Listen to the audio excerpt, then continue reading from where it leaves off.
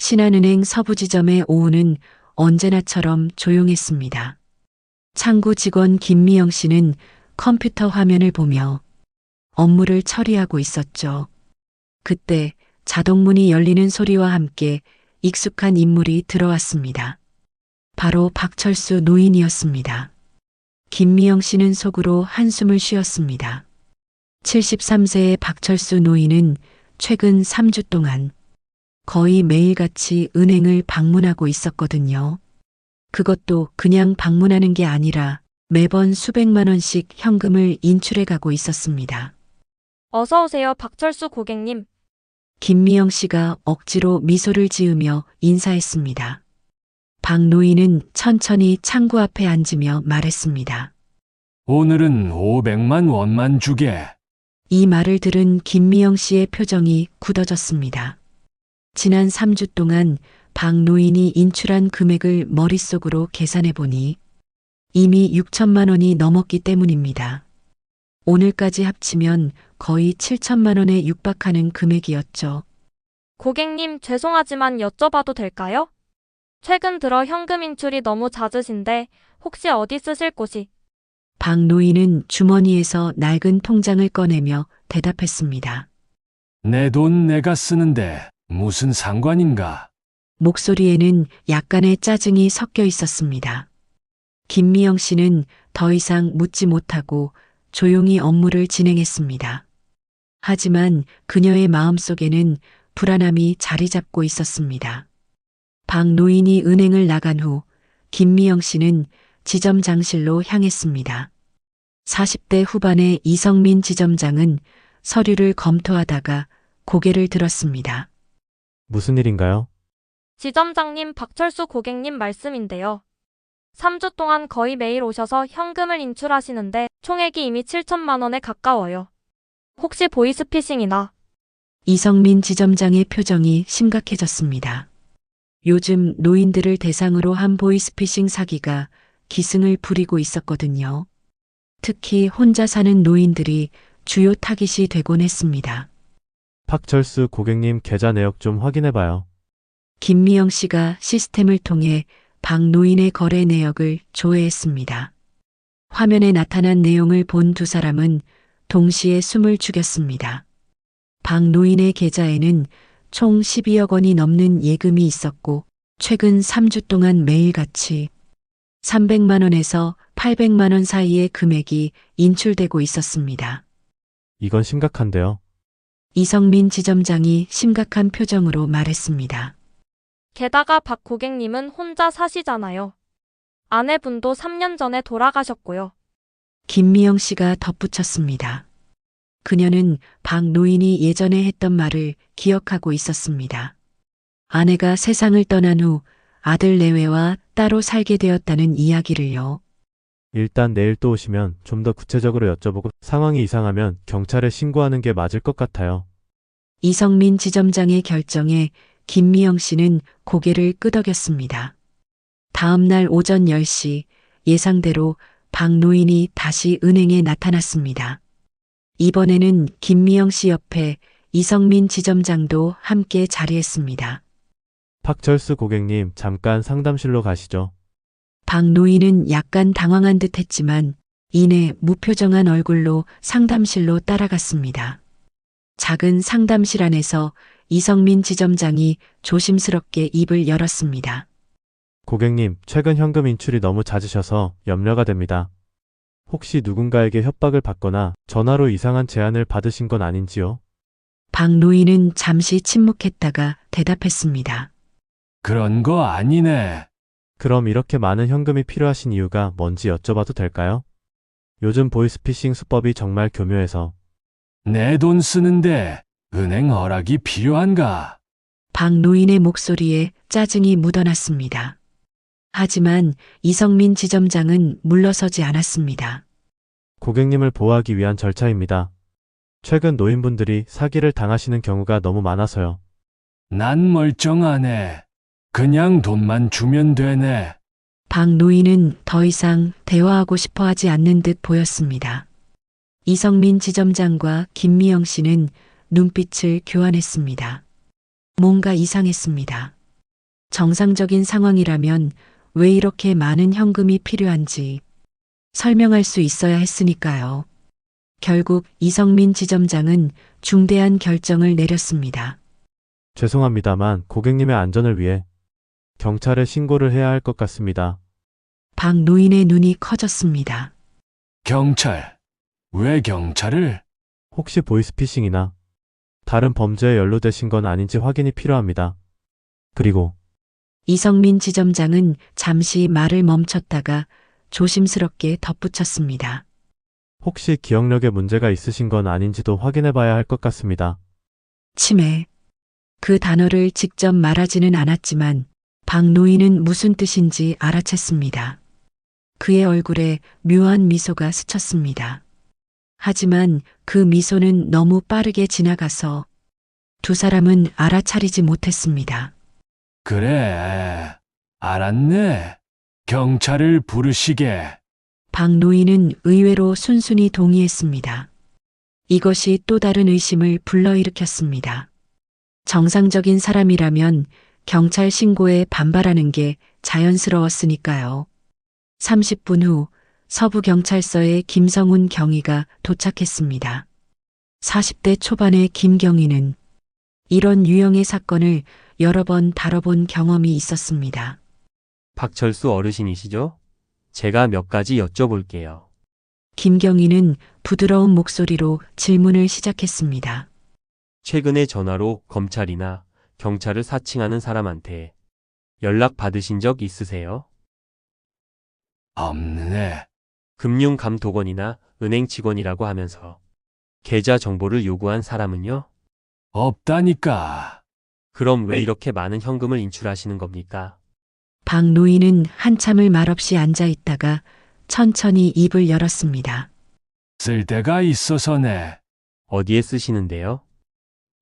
그건 말 안 할 거네. 박 노인의 태도는 완고했습니다. 김경희는 경험상 이것이 두 가지 중 하나라는 걸 알고 있었습니다. 실제로 사기를 당하고 있거나 아니면 정말로 인지 능력에 문제가 있는 경우였죠. 어르신, 가족분들 연락처 좀 알려주실 수 있으세요? 가족분들과 상의를 해봐야 할 것 같습니다. 이 말에 박 노인의 표정이 미묘하게 변했습니다. 뭔가 감정이 스쳤지만 역시나 너무 빨라서 알아보기 어려웠습니다. 아들, 박민수, 전화번호는 010-3456-78901 거네. 김경희는 즉시 그 번호로 전화를 걸었습니다. 몇 번의 신호음 후 중년 남자의 목소리가 들렸습니다. 여보세요? 박민수 씨 되십니까? 저는 서부경찰서 김성훈 경위입니다. 전화기 너머로 당황하는 소리가 들렸습니다. 경찰서요? 무슨 일이세요? 아버님이신 박철수 어르신과 관련된 건인데요. 지금 당장 신한은행 서부지점으로 와주실 수 있으세요? 아버지요? 무슨 일이신데? 알겠습니다. 바로 가겠습니다. 전화를 끊은 김경희는 박 노인에게 말했습니다. 아드님이 오실 때까지 기다리시죠. 박 노인은 아무 말 없이 고개를 끄덕였습니다. 그의 눈빛 속에는 이상한 빛이 어려 있었습니다. 마치 무언가를 기다리고 있는 듯한 모습이었죠. 40분 후 은행 문이 급하게 열렸습니다. 40대 후반으로 보이는 남자와 30대 후반의 여자가 숨을 헐떡이며 들어왔습니다. 박민수와 그의 아내 최수진이었습니다. 아버지, 박민수가 상담실로 뛰어들어왔습니다. 그의 얼굴에는 걱정과 당황이 뒤섞여 있었습니다. 도대체 무슨 일이세요? 경찰이라니. 최수진도 따라 들어오며 물었습니다. 김경희가 상황을 설명했습니다. 아버님께서 최근 3주 동안 거의 매일 은행에 오셔서 총 7천만 원이 넘는 현금을 인출하셨습니다. 은행 측에서 보이스피싱이나 다른 문제가 있을 가능성을 우려해서 저희에게 연락을 주셨고요. 박민수와 최수진의 얼굴이 창백해졌습니다. 7천만 원이요? 아버지, 그게 정말이에요? 박민수가 아버지를 향해 물었습니다. 박 노인은 무표정하게 대답했습니다. 그래, 맞네. 도대체 왜요? 왜 그렇게 많은 돈을 현금으로 빼신 거예요? 최수진이 급하게 물었습니다. 그녀의 목소리에는 걱정보다는 다른 감정이 더 많이 섞여 있었습니다. 쓸 데가 있어서라네. 어디에 쓰신 건데요? 아버지, 혹시 누가 협박이라도 한 건 아니에요? 박민수가 다그치듯 물었습니다. 하지만 박 노인은 입을 다물었습니다. 김경희가 개입했습니다. 아드님, 혹시 아버님께서 최근에 기억력이나 판단력에 문제를 보이신 적이 있으신가요? 이 질문에 박민수와 최수진이 눈빛을 교환했습니다. 최수진이 조심스럽게 입을 열었습니다. 사실 최근에 아버님께서 같은 말을 반복하시거나 약속을 잊으시는 경우가 있긴 했어요. 정말인가요? 김경희가 메모를 하며 물었습니다. 네, 그리고 가끔 이상한 물건들을 사오시기도 하고 한 번은 같은 물건을 여러 개 사오신 적도 있어요. 최수진의 말에 박민수도 고개를 끄덕였습니다. 맞아요.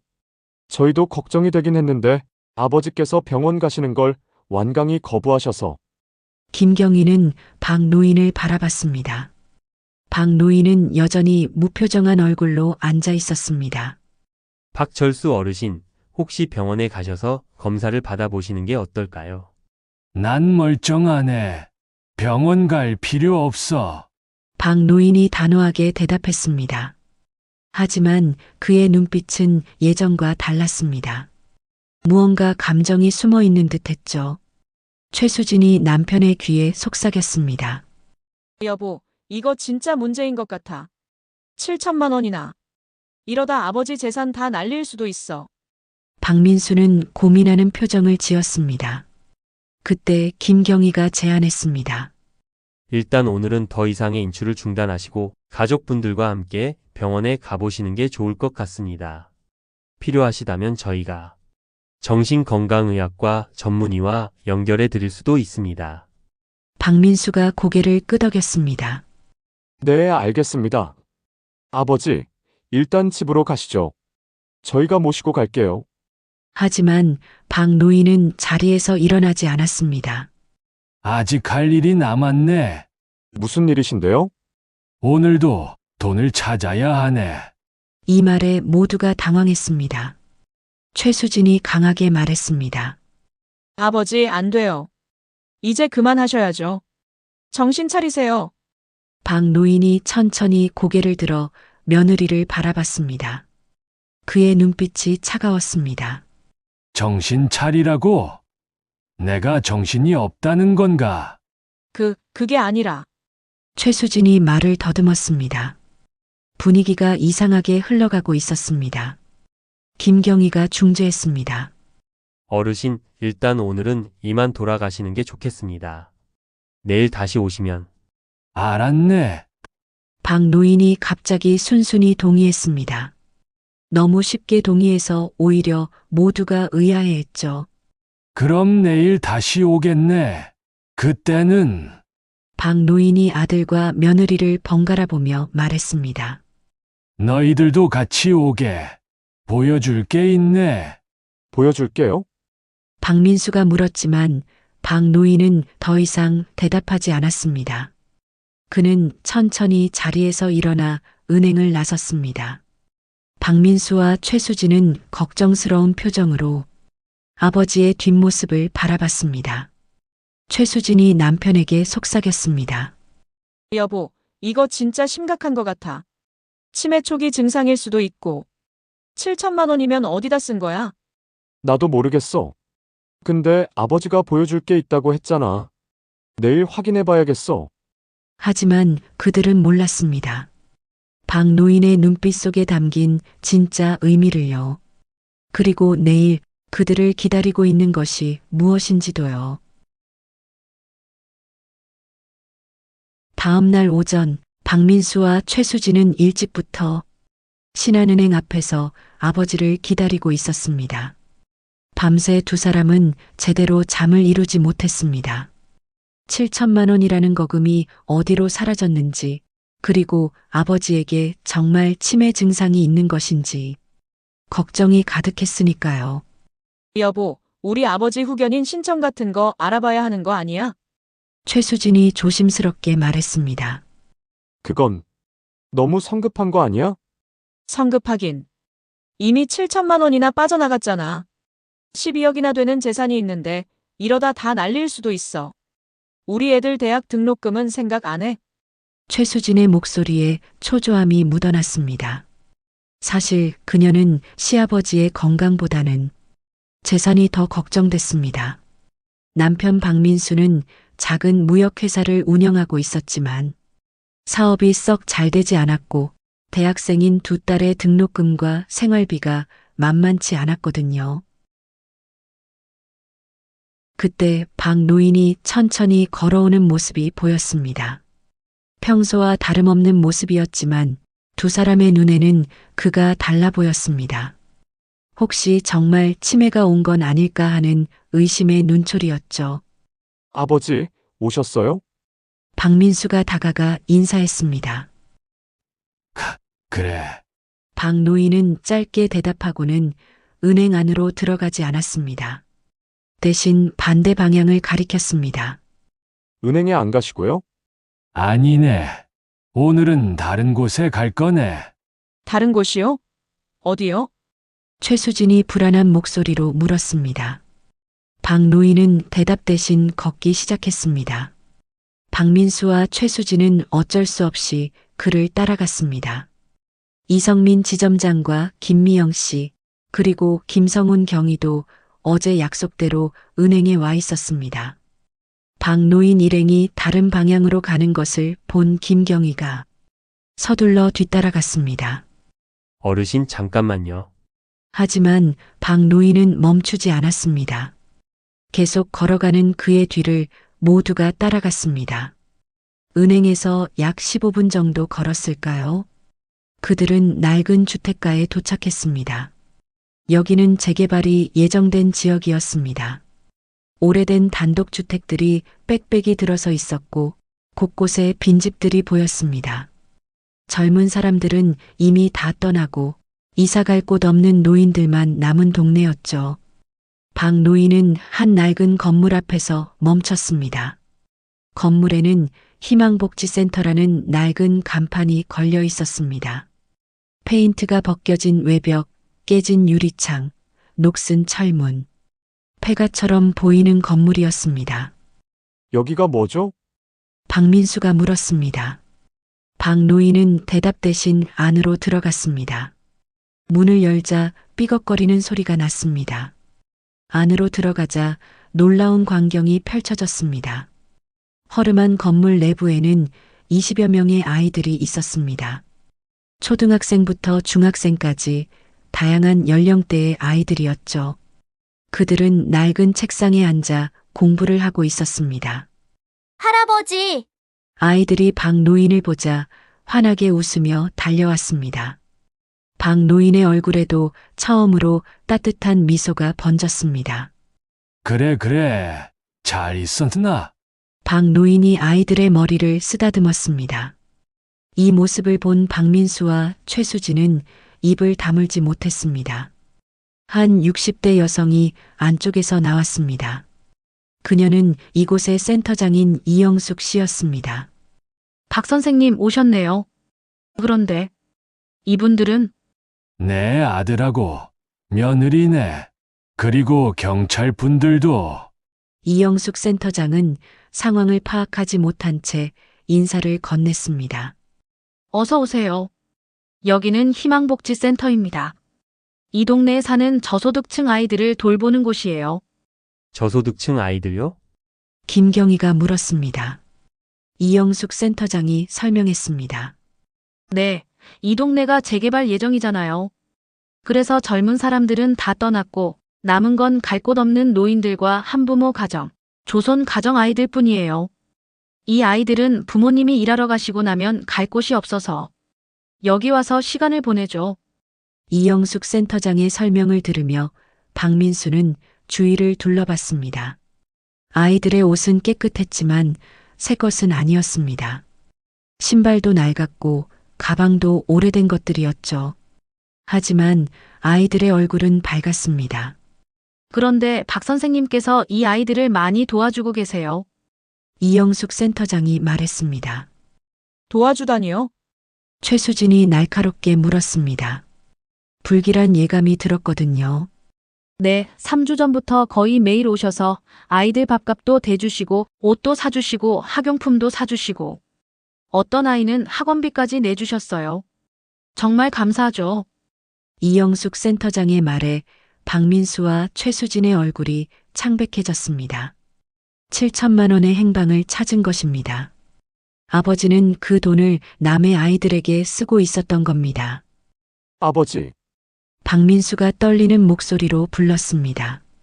하지만 박 노인은 아들을 보지 않았습니다.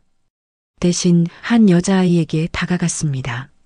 서연아, 학원은 잘 다니고 있나? 네. 할아버지 덕분에 미술학원 다니고 있어요. 선생님이 제가 재능이 있대요. 12살쯤 돼 보이는 여자아이가 환하게 웃으며 대답했습니다. 박 노인의 얼굴에도 미소가 번졌습니다. 그래, 잘했구나. 열심히 해라.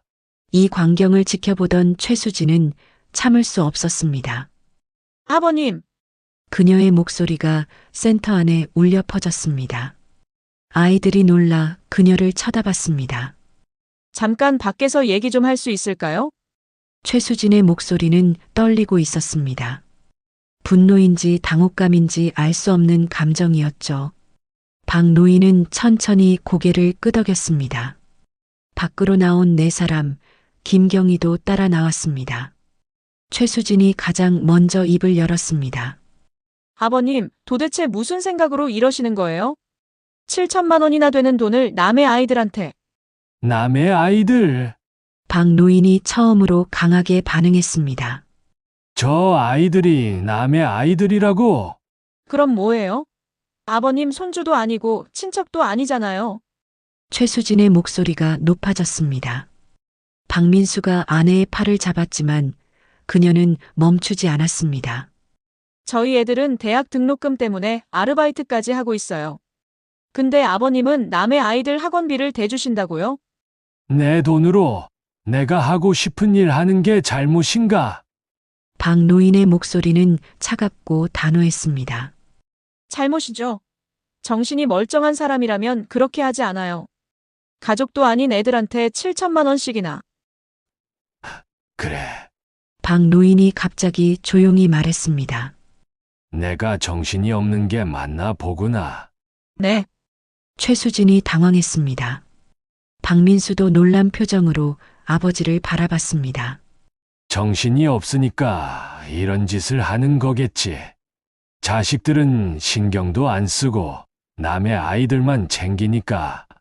박 노인의 말에 박민수가 변명했습니다. 아버지, 우리가 신경을 안 쓴 게 아니라 그래. 그럼 지난 3개월 동안 너희가 날 몇 번이나 찾아왔나? 박 노인의 질문에 박민수는 대답하지 못했습니다. 어머니 돌아가시고 나서 너희가 날 한 번이라도 제대로 찾아온 적 있었나? 명절에 잠깐 들렀다가 바쁘다고 가버리는 게 전부였지. 그건 저희도 바빴고 바빴지. 알아. 근데 이상하더구나. 돈 얘기할 때는 그렇게 시간이 잘 나던데. 박 노인의 말에 최수진의 얼굴이 빨개졌습니다. 작년에 그들은 사업 자금이 필요하다며 시아버지에게 5천만 원을 빌린 적이 있었습니다. 아직 한 푼도 갚지 않은 상태였죠. 김경희가 조심스럽게 개입했습니다. 어르신, 그래도 이렇게 큰 돈을 가족과 상의 없이 쓰시는 건 상해. 박 노인이 김경희를 바라봤습니다. 상의를 하면 뭐라고 했을 것 같소? 찬성이라도 해줬겠소? 김경희는 대답하지 못했습니다. 실제로 가족들의 반응을 보면 절대 찬성하지 않았을 게 분명했으니까요. 그럼 어르신, 앞으로도 계속 이렇게 하실 건가요? 그럴 생각이네. 박 노인의 대답에 최수진이 소리쳤습니다. 안 돼요. 이건 정상이 아니에요. 여보, 우리 후견인 신청해야 해. 후견인. 박 노인이 차갑게 웃었습니다. 그래, 그거 좋은 생각이구나. 날 치매 환자로 만들어서 재산을 빼앗겠다는 거지. 빼앗는 게 아니라 보호하는 거예요. 보호. 누굴 보호한다는 건가? 날, 아니면 내 재산을? 박 노인의 날카로운 질문에 최수진은 입을 다물었습니다. 박민수가 중재하려 했습니다. 아버지, 그게 아니라 됐네. 박 노인이 손을 내저었습니다. 이제 알겠네. 너희가 날 어떻게 생각하는지. 그는 다시 센터 안으로 들어가려 했습니다. 하지만 최수진이 그의 팔을 붙잡았습니다. 아버님, 정말 정신 차리셔야 해요. 이러다 재산 다 날리면 어쩌려고 그러세요? 박 노인이 며느리의 손을 뿌리쳤습니다. 그 순간 그의 눈에서 지금까지와는 다른 빛이 났습니다. 차갑고 날카로운 마치 칼날 같은 빛이었습니다. 재산이 걱정되나? 그래, 내 재산이 12억이나 되지. 걱정되겠지. 내가 다 써버리면 너희 손에 남는 게 없으니까. 그게 아니라 아니긴 뭐가 아니야. 다 보이더구나. 어머니 장례식 때부터 너희가 내 재산 얼마나 되는지 계산하던 거. 박 노인의 말에 박민수와 최수진은 할 말을 잃었습니다. 부인할 수 없는 사실이었으니까요. 알겠네. 너희가 원하는 대로 해주지. 박 노인이 갑자기 말했습니다. 네, 후견인 신청이든 뭐든 해라. 대신 조건이 하나 있네. 조건이요? 내일 오후 2시 여기로 다시 오게. 그때 내가 결정을 발표하겠네. 무슨 결정이요? 박민수가 물었습니다. 하지만 박 노인은 더 이상 대답하지 않았습니다. 그는 센터 안으로 들어가 버렸습니다. 남겨진 네 사람은 서로를 바라봤습니다. 김경희가 말했습니다. 일단 내일까지 기다려 보시죠. 어르신께서 뭔가 계획이 있으신 것 같습니다. 박민수는 고개를 끄덕였지만 최수진의 표정은 좋지 않았습니다. 그날 밤 두 사람은 변호사에게 전화를 걸었습니다. 후견인 신청 절차에 대해 알아보기 위해서였죠. 한편 박 노인은 센터에 남아 아이들과 함께 저녁을 먹었습니다. 아이들의 웃음소리가 낡은 센터를 가득 채웠습니다. 박 노인은 그 소리를 들으며 조용히 미소 지었습니다. 식사 후 이영숙 센터장이 박 노인에게 다가왔습니다. 박 선생님 괜찮으세요? 아까 분위기가 좀 안 좋았던 것 같은데. 괜찮네. 원래 계획대로 되고 있어. 계획이요? 이영숙 센터장이 의아한 표정을 지었습니다. 박 노인은 품에서 봉투 하나를 꺼냈습니다. 이거 맡아주게. 이게 뭔데요? 내일 열어보게. 그리고 내일 오후 2시에 변호사 한 분이 오실 거네. 그분과 함께 열어보면 돼. 변호사요? 이영숙 센터장은 혼란스러웠습니다. 하지만 박 노인은 더 이상 설명하지 않았습니다. 그날 밤 박 노인은 자신의 집으로 돌아왔습니다. 오래된 아파트였지만 깨끗하게 정돈돼 있었습니다. 그는 거실 한쪽에 놓인 아내의 사진을 바라봤습니다. 여보, 내가 제대로 하고 있는 거겠지? 사진 속 아내는 웃고 있었습니다. 박 노인도 쓸쓸하게 웃었습니다. 아이들은 나를 미친 노인으로 생각하겠지. 하지만 괜찮아. 이제 진실을 보여줄 테니까. 그는 책상 서랍에서 서류 한 뭉치를 꺼냈습니다. 유언장, 재산 분할 계획서, 그리고 지난 3주 동안 작성한 상세한 기록들이었습니다. 모든 것이 계획대로 진행되고 있었습니다. 다음 날 오후 2시 희망복지센터 앞에는 많은 사람들이 모여 있었습니다. 박민수와 최수진, 김성훈 경위, 이성민 지점장과 김미영 씨, 그리고 한 명의 낯선 중년 남자가 있었습니다. 그는 정수호 변호사였습니다. 안녕하십니까. 저는 박철수 어르신의 법률 대리인 정수호 변호사입니다. 정 변호사의 소개에 박민수가 놀라 물었습니다. 아버지가 변호사를 선임하셨다고요? 네, 2주 전에 의뢰를 받았습니다. 2주 전이면 최수진이 계산했습니다. 그때는 은행에서 돈을 인출하기 시작한 지 일주일쯤 됐을 때였습니다.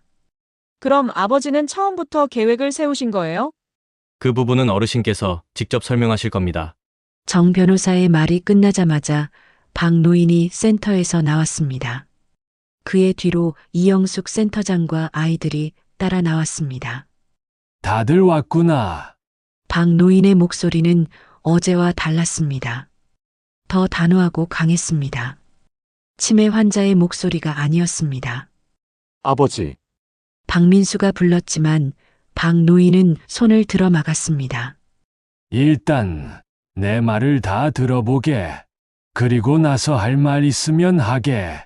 모두가 조용해졌습니다. 박 노인이 말을 시작했습니다. 3주 전 나는 결정을 했네. 내 남은 인생을 어떻게 살 것인지 말이야. 어머니가 돌아가시고 나서 1년 동안 나는 혼자 살았네. 외로웠지. 하지만 더 외로웠던 건 박 노인이 아들을 바라봤습니다. 내 가족이 나를 사람이 아니라 재산으로만 보고 있다는 걸 깨달았을 때였네. 아버지, 그건 오해예요. 박민수가 변명했습니다. 하지만 박 노인은 계속했습니다. 오해. 작년 설날 너희가 한 말 기억하나? 아버지 연세도 있으시니까 재산 정리 좀 하시는 게 어때요? 그때부터 알았지. 너희가 기다리고 있다는 걸. 내가 죽기를. 그런 뜻이 아니었어요. 최수진이 소리쳤습니다. 그럼 무슨 뜻이었나? 생전 증여 받으려던 거 아니었나? 박 노인의 날카로운 질문에 최수진은 대답하지 못했습니다. 그래서 나는 실험을 했네. 너희가 나를 어떻게 생각하는지 확인하고 싶었어. 그래서 일부러 이상하게 행동했지. 큰돈을 자주 인출하고 치매처럼 보이게 행동하고. 일부러요? 김경희가 놀라 물었습니다. 그래, 처음부터 계획이었네. 너희의 본심을 보고 싶었어. 박 노인이 아들과 며느리를 번갈아 보며 말했습니다. 그리고 결과를 봤지. 너희는 내 건강이 아니라 재산을 걱정했어. 후견인 신청을 하려 했고. 박민수의 얼굴이 창백해졌습니다. 어떻게 알았을까요? 놀랐나? 어젯밤 너희가 변호사한테 전화한 거 다 알고 있네. 그 변호사가 내 친구거든. 박 노인의 말에 최수진이 비명을 질렀습니다. 이게 무슨, 우릴 시험했다는 거예요? 시험. 아니지. 확인이었네. 그리고 확인 결과 너희는 내 가족이 아니라는 걸 알게 됐어. 아버지, 박민수가 절규했습니다. 우린 가족이에요. 어떻게 그렇게 말씀하실 수 있어요? 가족. 박 노인이 쓸쓸하게 웃었습니다. 진짜 가족이라면 저 아이들처럼 날 보고 웃어줬겠지. 진짜 가족이라면 내 돈이 아니라 내 안부를 먼저 물어봤겠지. 그는 뒤에 서 있는 아이들을 가리켰습니다. 저 아이들이 더 가족 같더구나. 내가 올 때마다 반겨주고 내 얘기를 들어주고 날 필요로 해줬어. 박 노인의 말에 센터 앞은 정적에 휩싸였습니다. 최수진의 얼굴은 창백했고 박민수는 고개를 숙인 채 아무 말도 하지 못했습니다. 김성훈 경위와 은행 직원들도 놀란 표정으로 상황을 지켜보고 있었습니다. 정수호 변호사가 가방에서 서류를 꺼냈습니다. 그럼 이제 박철수 어르신의 결정을 발표하겠습니다. 그가 첫 번째 서류를 펼쳤습니다. 먼저 박철수 어르신은 정신적으로 완전히 건강하십니다. 저희는 2주 전 서울대병원 정신건강의학과에서 정밀 검사를 받았고 그 결과 치매나 인지 장애가 전혀 없다는 진단을 받았습니다. 정 변호사가 진단서를 보여줬습니다. 박민수와 최수진은 그 서류를 멍하니 바라봤습니다. 모든 것이 계획이었다는 사실이 믿기지 않았습니다. 그리고 어르신께서는 지난 3주 동안 인출하신 7천만 원에 대한 상세한 사용 내역을 기록하셨습니다. 정 변호사가 두꺼운 파일을 꺼냈습니다. 그 안에는 영수증, 사진, 그리고 상세한 메모들이 정리돼 있었습니다. 이 돈은 모두 희망복지센터의 아이들을 위해 사용됐습니다. 식비, 의류, 학용품, 학원비, 그리고 센터 운영비까지 모든 지출이 합법적이고 정당했습니다. 정 변호사의 설명에 김경희가 고개를 끄덕였습니다. 보이스피싱이나 사기가 아니었다는 확증이었죠. 그리고 이제 정 변호사가 세 번째 서류를 꺼냈습니다. 가장 중요한 서류였습니다. 박철수 어르신의 유언장입니다. 이 말에 최수진이 비명을 질렀습니다. 유언장이요? 아직 돌아가시지도 않으셨는데. 유언장은 생전에 작성하는 겁니다. 부인. 정 변호사가 차갑게 대답했습니다. 그리고 유언장을 읽기 시작했습니다. 나, 박철수는 정신이 온전한 상태에서 이 유언장을 작성합니다. 먼저 서울시 강서구 소재 아파트 한 채는 희망복지센터에 기증합니다. 이 아파트의 시가는 약 8억 원으로 센터는 이를 매각하여 운영자금으로 사용할 수 있습니다. 뭐라고요? 최수진이 소리쳤습니다. 8억 원짜리 아파트를 기증한다고요? 둘째, 은행 예금 12억 원 중 10억 원을 희망복지센터와 이곳 아이들의 교육기금으로 기탁합니다. 이 돈은 아이들이 대학을 졸업할 때까지 장학금으로 사용될 것입니다. 안 돼요. 최수진이 달려들려 했지만 박민수가 붙잡았습니다. 정 변호사는 계속했습니다. 셋째, 남은 2억 원 중 1억 원은 제 아들 박민수에게 상속합니다. 단, 조건이 있습니다. 이 돈은 아들이 직접 사용할 수 없으며 제 두 손녀의 대학 등록금 전용 계좌에 입금됩니다. 박민수가 고개를 들었습니다. 아버지가 자신들을 완전히 배제한 것은 아니었습니다. 하지만 넷째, 나머지 1억 원은 제가 여생을 보내는데 사용하겠습니다. 그리고 제가 사망한 후 남는 금액이 있다면 그것 역시 희망복지센터에 기부합니다. 유언장 낭독이 끝났습니다. 18억 원이 넘는 재산 중 17억 원이 남의 아이들에게 가는 것이었습니다. 최수진은 그 자리에 주저앉았습니다. 이럴 수가. 그녀는 믿을 수 없다는 듯 중얼거렸습니다. 박민수도 충격을 받은 듯 말없이 서 있었습니다. 박 노인이 입을 열었습니다. 놀랐나? 화가 나나? 아들과 며느리는 대답하지 못했습니다. 박 노인이 계속 말했습니다. 내가 왜 이런 결정을 했는지 알고 싶겠지. 설명해주지. 그는 천천히 걸어 나오며 말을 이었습니다.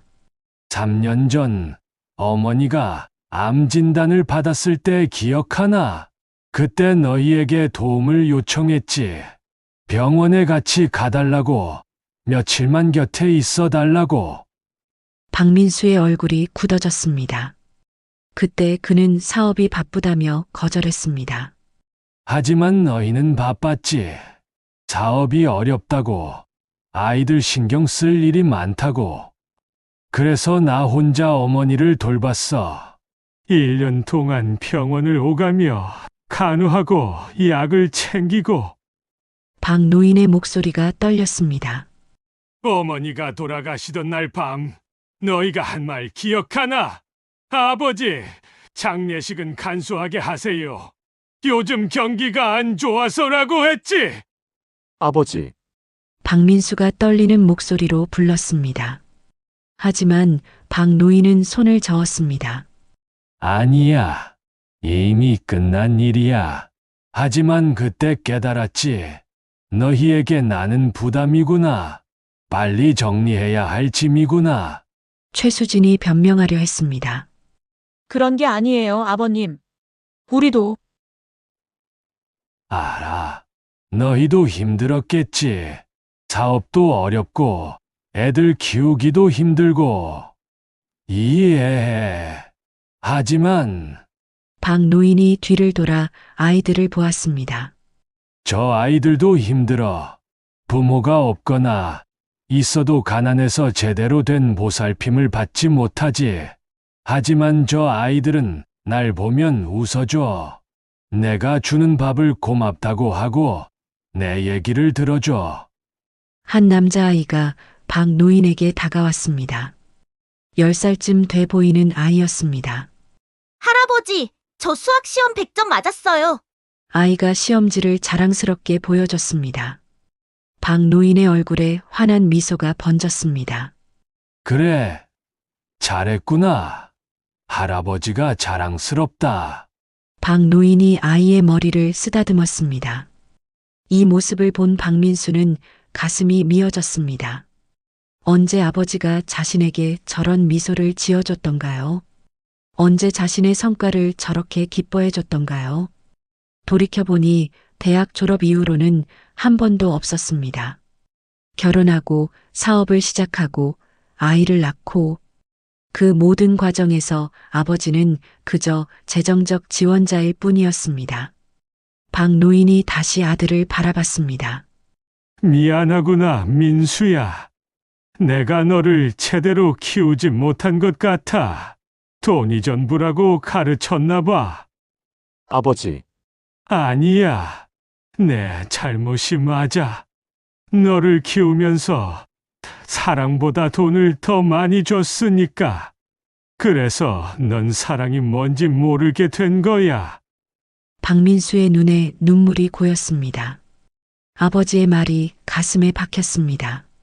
사실이었습니다. 그는 아버지를 사랑한 적이 없었습니다. 그저 필요로 했을 뿐이었죠. 하지만 이젠 늦었어. 너희에게 줄 사랑도 시간도 이미 다 써버렸어. 그래서 박 노인이 뒤를 돌아 아이들을 보았습니다. 남은 사랑과 시간을 진짜 필요한 아이들에게 주기로 했지. 이영숙 센터장이 박 노인에게 다가왔습니다. 그녀의 눈에도 눈물이 맺혀 있었습니다. 박 선생님, 정말 이렇게까지 하시지 않아도 괜찮네. 이미 결정한 일이야. 그리고 이게 내가 할 수 있는 마지막 좋은 일인 것 같아. 박 노인이 센터장에게 말했습니다. 그리고 다시 아들과 며느리를 바라봤습니다. 너희에게 미안한 건 하나 있네. 내가 좋은 아버지가 되지 못했다는 거. 하지만 재산에 대해서는 미안하지 않아. 이건 내 돈이고 내가 번 거니까 내 마음대로 쓸 권리가 있지. 최수진이 마지막으로 소리쳤습니다. 하지만 우린 가족이잖아요. 핏줄이잖아요. 박 노인이 고개를 저었습니다. 핏줄이 가족을 만드는 게 아니야. 사랑이 가족을 만드는 거지. 그리고 너희에게서 사랑을 본 적이 없어. 돈에 대한 욕심만 봤지. 그의 말에 최수진은 더 이상 반박하지 못했습니다. 사실이었으니까요. 그녀는 시아버지를 사랑한 적이 없었습니다. 그저 그의 재산을 탐냈을 뿐이었죠. 정수호 변호사가 다시 입을 열었습니다. 추가로 말씀드릴 게 있습니다. 박철수 어르신께서는 이미 이 유언장을 법적으로 공증받으셨고 모든 절차가 완료됐습니다. 따라서 이 결정은 법적 효력을 가지며 어느 누구도 이의를 제기할 수 없습니다. 박민수가 무릎을 꿇었습니다. 아버지, 제발. 다시 한 번만 생각해 주세요. 제가 잘못했어요. 제가 정말 잘못했어요. 그의 목소리는 떨리고 있었습니다. 처음으로 진심이 담긴 목소리였죠. 하지만 너무 늦었습니다. 미안하구나. 이미 늦었어. 박 노인의 목소리는 단호했지만 그의 눈에도 눈물이 맺혀 있었습니다. 아들을 이렇게 만든 것이 자신의 잘못이라는 걸 알고 있었으니까요. 하지만 한 가지는 약속하마. 내 손녀들, 너희 딸들은 제대로 교육받을 수 있게 해줄 거야. 1억 원이면 두 아이가 대학을 졸업하고도 남을 거야. 박민수는 고개를 숙인 채 흐느꼈습니다. 최수진도 더 이상 항변하지 않았습니다. 모든 것이 끝났다는 걸 알았으니까요. 김성훈 경위가 조심스럽게 물었습니다. 어르신, 그럼 앞으로 어떻게 지내실 계획이신가요? 박 노인이 센터를 바라보며 대답했습니다. 여기서 아이들과 함께 지낼 생각이네. 이영숙 센터장님이 허락해 주신다면. 이영숙 센터장이 놀라 말했습니다. 여기서요? 하지만 시설이 좋지 않은데. 괜찮네. 나 혼자 큰 아파트에서 사는 것보다 여기서 아이들과 함께 사는 게 더 행복할 것 같아. 박 노인의 말에 아이들이 환호성을 질렀습니다. 할아버지가 우리랑 같이 살아요? 정말이에요? 아이들이 박 노인을 둘러쌌습니다. 박 노인의 얼굴에 평화로운 미소가 번졌습니다. 그래, 할아버지가 너희랑 같이 살 거야. 맛있는 것도 해주고, 공부도 도와주고. 아이들의 웃음소리가 낡은 센터를 가득 채웠습니다. 그 모습을 보던 김미영 씨의 눈에도 눈물이 고였습니다. 저는 오해했네요. 처음엔 보이스피싱 당하시는 줄 알았는데 김경희도 고개를 끄덕였습니다. 저도 마찬가지입니다. 하지만 이게 진짜 가족의 의미인 것 같네요. 이성민 지점장이 박 노인에게 다가왔습니다. 어르신 송구스럽습니다. 저희가 오해를 해서. 아니네. 은행에서 당연히 해야 할 일을 한 거지. 고마웠네. 박 노인이 고개를 숙여 인사했습니다. 이성민 지점장도 깊이 인사했습니다. 정수호 변호사가 마지막 서류를 꺼냈습니다. 마지막으로 박철수 어르신께서 남기고 싶다고 하신 메시지가 있습니다. 그가 편지 한 장을 꺼내 읽기 시작했습니다. 나는 73년을 살았습니다. 그중 40년은 돈을 벌기 위해, 20년은 돈을 모으기 위해, 10년은 돈을 지키기 위해 살았습니다. 하지만 정작 중요한 건 돈이 아니라 사람이었다는 걸 너무 늦게 깨달았습니다. 정 변호사의 목소리가 떨렸습니다. 제 아들에게 돈을 남기는 대신 사랑을 남겼더라면 오늘 이런 일은 없었을 겁니다. 하지만 이미 늦었습니다. 그래서 저는 이 아이들에게는 다르게 하려 합니다. 돈보다 사랑을, 재산보다 관심을 주려 합니다. 박민수는 고개를 들지 못한 채 울고 있었습니다. 최수진도 얼굴을 가리고 있었습니다. 이 편지를 읽는 모든 분들께 말씀드립니다. 가족을 재산으로 보지 마세요.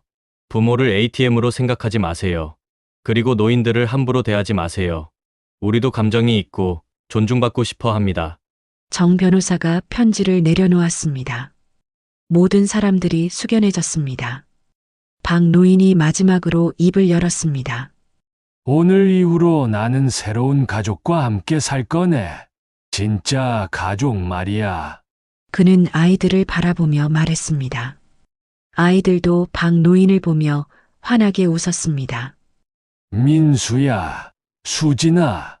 박 노인이 아들과 며느리를 불렀습니다. 마지막으로 한마디만 하마. 돈은 다시 벌 수 있어. 하지만 사람의 마음은 한 번 떠나면 돌아오지 않아. 너희 딸들에게는 좋은 부모가 되길 바란다. 내가 너에게 하지 못한 것을 너희는 아이들에게 해주길. 박민수는 고개를 끄덕였습니다. 얼굴은 눈물로 범벅이 되어 있었습니다. 알겠습니다, 아버지. 그리고 정말 죄송합니다. 박 노인은 대답 대신 고개를 끄덕였습니다. 그리고 천천히 센터 안으로 들어갔습니다. 아이들이 그의 뒤를 따랐습니다. 남겨진 사람들은 한동안 말이 없었습니다. 김경희가 먼저 입을 열었습니다. 이 사건은 공식적으로는 문제 없는 것으로 정리하겠습니다. 보이스피싱도 아니고 침해도 아니니까요. 이성민 지점장도 고개를 끄덕였습니다. 저희도 마찬가지입니다. 다만 많은 걸 생각하게 되는 사건이네요. 박민수와 최수진은 천천히 그곳을 떠났습니다. 돌아가는 그들의 뒷모습은 초라했습니다. 18억 원을 잃은 슬픔보다 아버지를 잃은 슬픔이 더 컸으니까요. 3일 후 한 지역 신문에 작은 기사가 실렸습니다. 73세 노인, 전 재산 18억 원 중 17억 원을 고아원에 기부. 진짜 가족을 찾았다며 센터에서 여생 보내기로. 기사는 크게 화제가 되었습니다. 많은 사람들이 박 노인의 이야기를 듣고 감동받았습니다. 하지만 동시에 자신의 가족 관계를 돌아보게 되었죠. 온라인 커뮤니티에는 다양한 반응이 올라왔습니다. 부모님을 재산으로만 본 자식들이 문제다. 하지만 노인도 자식을 제대로 키우지 못한 책임이 있지 않나? 가장 슬픈 건 둘 다 서로를 사랑하는 방법을 몰랐다는 거다. 나도 우리 부모님한테 잘해드려야겠다. 댓글들은 찬반 양론이 엇갈렸지만 모두가 동의하는 것이 하나 있었습니다. 돈보다 중요한 것이 있다는 것이었죠. 한 달 후 박민수는 다시 희망복지센터를 찾았습니다. 이번에는 두 딸과 함께였습니다. 그는 용기를 내어 센터 문을 열었습니다. 안에서는 박 노인이 아이들과 함께 점심을 먹고 있었습니다. 그의 얼굴은 한 달 전보다 훨씬 밝아 보였습니다. 아버지, 박민수의 목소리에 박 노인이 고개를 들었습니다. 잠시 침묵이 흘렀습니다. 할아버지. 박민수의 딸들이 달려가 할아버지를 껴안았습니다. 박 노인의 얼굴에 놀람이 번졌다가 이내 따뜻한 미소로 바뀌었습니다. 그래, 우리 예쁜 손녀들. 할아버지가 보고 싶었나? 네, 할아버지 왜 여기 계세요? 저희 보러 안 오시고. 큰딸이 물었습니다. 박 노인이 잠시 생각하다가 대답했습니다. 할아버지가 새로운 가족을 만들어서 여기 살기로 했단다. 그럼 우린 어떡해요? 우리도 할아버지 가족인데. 작은 딸이 울먹였습니다. 박 노인의 가슴이 아팠습니다. 박민수가 무릎을 꿇었습니다. 아버지, 제가 정말 잘못했습니다. 한 달 동안 많이 생각했어요. 제가 얼마나 못된 자식이었는지, 얼마나 이기적이었는지. 그의 목소리는 진심으로 가득했습니다. 유산 같은 건 바라지 않습니다. 그냥 다시 아버지의 아들이 되고 싶습니다. 늦었지만 이제라도 제대로 된 아들이 되고 싶어요. 박 노인은 한참을 말없이 아들을 바라봤습니다. 그의 눈에도 눈물이 맺혔습니다. 일어나거라. 박 노인이 아들을 일으켰습니다. 유산은 이미 결정된 일이야. 바꿀 수 없어. 하지만 그가 손녀들을 바라봤습니다. 손녀들은 볼 수 있겠지. 가끔씩 놀러 오너라. 할아버지가 맛있는 것도 해주고. 박민수의 얼굴에 희미한 미소가 번졌습니다. 감사합니다, 아버지. 고마워할 일이 아니야. 당연한 거지. 우린 여전히 가족이니까. 박 노인의 말에 박민수는 눈물을 흘렸습니다. 이번에는 재산을 잃어서가 아니라 아버지를 되찾아서였습니다. 그날 이후 박민수는 일주일에 한 번씩 센터를 방문했습니다. 처음에는 어색했지만 시간이 지나면서 자연스러워졌습니다. 그는 센터의 아이들과도 친해졌고 가끔은 자원봉사도 했습니다. 최수진도 변했습니다. 처음에는 재산을 잃은 것에 분노했지만 시간이 지나면서 시아버지의 결정을 이해하게 되었습니다. 그녀도 센터를 방문해 아이들에게 요리를 가르치기 시작했습니다. 6개월 후 희망복지센터는 박 노인의 기부금으로 새 건물로 이전했습니다. 깨끗한 교실, 넓은 식당, 그리고 아이들을 위한 놀이방까지 갖춘 3층 건물이었습니다. 개관식 날 많은 사람들이 모였습니다. 지역 언론도 취재를 나왔습니다. 한 기자가 박 노인에게 마이크를 들이댔습니다. 박철수 어르신, 전 재산을 기부하신 소감이 어떠신가요? 박 노인은 잠시 생각하다가 대답했습니다. 후회는 없습니다. 오히려 제 인생에서 가장 잘한 일인 것 같아요. 돈으로는 살 수 없는 걸 얻었으니까요. 무엇을 얻으셨나요? 진짜 가족입니다. 그리고 행복이죠. 박 노인이 주위를 둘러봤습니다. 아이들이 새 건물을 신나게 뛰어다니고 있었습니다. 이영숙 센터장은 감사하다는 인사를 계속했고 박민수 가족도 함께 개관식을 축하하고 있었습니다. 저는 73년을 살면서 많은 실수를 했습니다. 돈이 전부라고 생각했고 그렇게 아들을 키웠죠. 하지만 이제 알았습니다. 진짜 부는 통장 잔고가 아니라 사람들의 미소라는 것을요. 기자가 추가 질문을 했습니다. 아드님과의 관계는 어떠신가요? 회복 중입니다. 천천히. 하지만 확실하게요. 늦었지만 이제라도 제대로 된 아버지가 되려고 노력하고 있습니다. 기자가 마지막 질문을 했습니다. 이 이야기를 듣는 분들께 하고 싶은 말씀이 있으신가요? 박 노인은 카메라를 똑바로 바라보며 말했습니다. 부모님을 사랑하세요. 돈이 아니라 사람으로 보세요.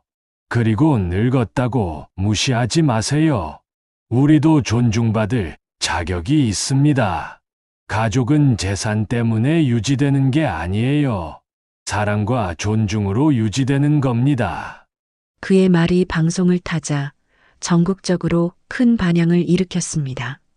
많은 사람들이 자신의 가족 관계를 돌아보게 되었고 노인 학대와 유산 갈등에 대한 사회적 논의가 시작되었습니다. 1년 후 박 노인은 여전히 희망복지센터에서 아이들과 함께 살고 있습니다. 그의 건강은 오히려 좋아졌습니다. 아이들과 함께 웃고 놀고 이야기를 나누는 것이 최고의 보약이었으니까요. 박민수는 이제 일주일에 2번씩 센터를 방문합니다. 아버지와 대화하고 아이들과 놀아주고 센터 일을 돕습니다. 그는 돈보다 중요한 것이 무엇인지 배우고 있었습니다. 최수진도 매주 센터를 방문해 아이들에게 요리를 가르칩니다. 처음에는 억지로 시작했지만 이제는 그 시간이 가장 행복한 시간이 되었습니다. 박 노인의 2 손녀는 할아버지가 있는 센터를 자주 방문합니다. 그곳에서 다른 아이들과 함께 놀고 공부하고 나누는 법을 배웁니다. 할아버지는 손녀들에게 돈으로는 살 수 없는 가장 소중한 교육을 하고 있었습니다. 어느 일요일 오후 박 노인은 센터 옥상 정원에 앉아 있었습니다. 아래에서는 아이들의 웃음소리가 들려왔습니다. 그는 하늘을 바라보며 혼잣말을 했습니다. 여보, 내가 제대로 하고 있는 거 맞죠? 우리 아들도 이제 변하고 있어요. 늦었지만 이제라도 제대로 된 가족이 되고 있어요. 바람이 불어왔습니다. 마치 아내가 대답하는 것 같았습니다. 그리고 저 아이들 정말 좋은 아이들이에요. 내가 준 것보다 더 많은 걸 저한테 줘요. 웃음도 행복도 살아갈 이유도요. 박 노인의 얼굴에 평화로운 미소가 번졌습니다. 18억 원을 썼지만 그것보다 더 소중한 걸 얻었어요. 진짜 가족을요. 그리고 이제 알았어요.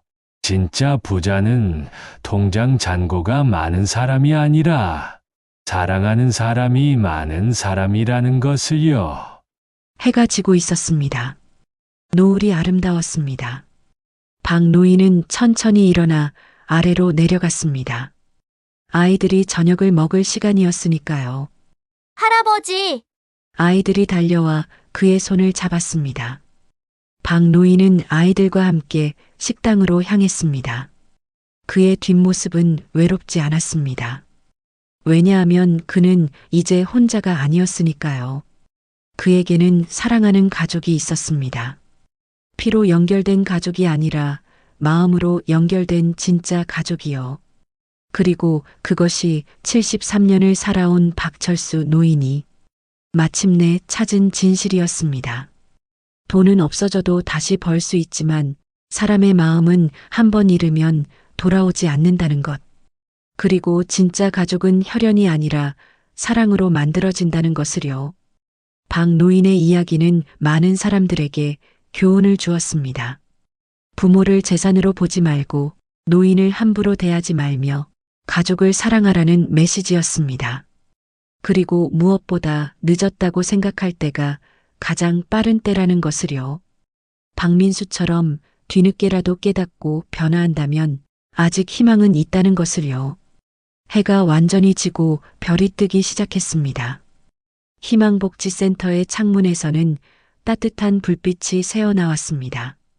그 안에서 한 노인과 20명의 아이들이 함께 저녁을 먹고 웃고 이야기를 나누고 있었습니다. 그것은 돈으로는 절대 살 수 없는 가장 아름다운 풍경이었습니다.